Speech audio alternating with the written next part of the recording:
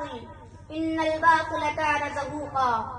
ستیزہ کار رہا ہے ازل سے تا امروز، ستیزہ کار رہا ہے ازل سے تا امروز، چراغ مصطفی سے شرار بولہبی.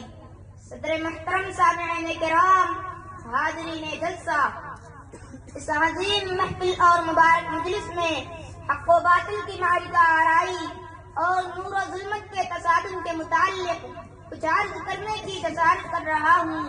حضرات، ازل سے اب تک یہ دستور چلا آ رہا ہے کہ جب بھی حق کی طاقت سامنے آتی ہے اور حق کی روشنی پورے عالم کو منور کرنے لگتی ہے تو باطل اپنے آلات سے لیس ہو کر میدان میں آ جاتا ہے. یا یوں کہہ لیجیے کہ جب بھی ضلالت و گمراہی عام ہونے لگتی ہے تو حق کی طاقت ضلالت و گمراہی کا خاتمہ کرنے اور اس ظلم و ستم کو جڑ سے اکھاڑ پھینکنے کے لیے میدان میں آ جاتی ہے. پھر حق و باطل کی طاقتوں میں ٹکر ہوتی ہے. باطل طرح طرح سے کوششیں کرتا ہے کہ حق کی طاقت کو پاش پاش کر دے، لیکن وہ خود ہی پاش پاش ہو جاتا ہے. تاریخ شاہد ہے کہ باطل کی طاقت جب بھی میدان میں آئی تو حق نے ہمیشہ آگے بڑھ کر اس قوت کو ختم کر ڈالا، اور جب بھی کبھی فرعون وقت نے سر ابھارا، عصائے موسیٰ کی ضرب نے اس کے ٹکڑے کر دیے.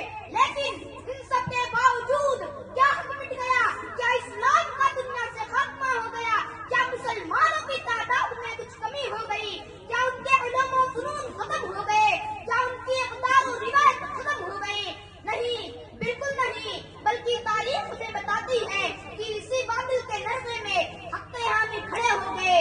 انہیں سلم خانوں میں حق و اسلام کے پاسبان مل گئے. اقبال مرحوم رحمہ اللہ نے اسی طرف اشارہ کیا ہے آیا یوں رشے تاتار کے پسانے سے، ہے آیا یوں رشے تاتار کے پسانے سے، پاسباں مل گئے کعبے کو سلم خانے سے.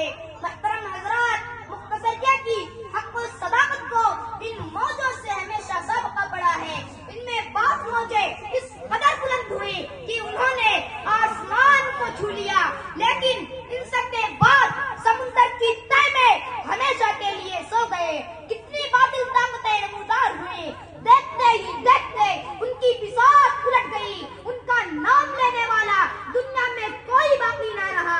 البتہ حق اسی طرح روشن ہے، اسلام اسی طرح زندہ ہے، صداقت اسی طرح اپنی کرشمہ سازی میں مصروف ہے. امت بھی وہی ہے اور اس کا پیغام بھی وہی.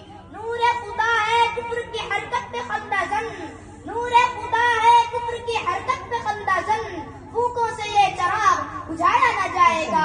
اس وقت امت مسلمہ کے لیے نہ کسی دیوار گریا کا سہارا ہے. بہرحال اس دنیا کی آغوش میں جینے کا عزم کرنا ہے.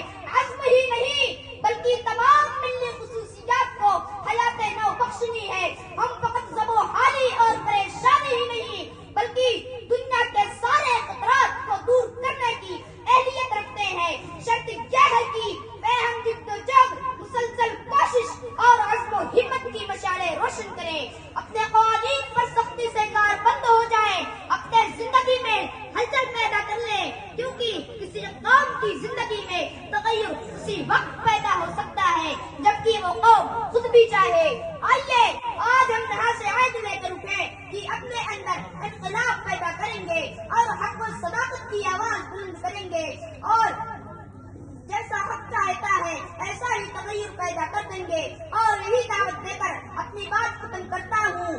آؤ مل کر انقلاب کا زدر پیدا کریں، آؤ مل کر انقلاب کا زدر پیدا کریں. شہر پر اس طرح چھا جائے کہ سب دیکھا کریں.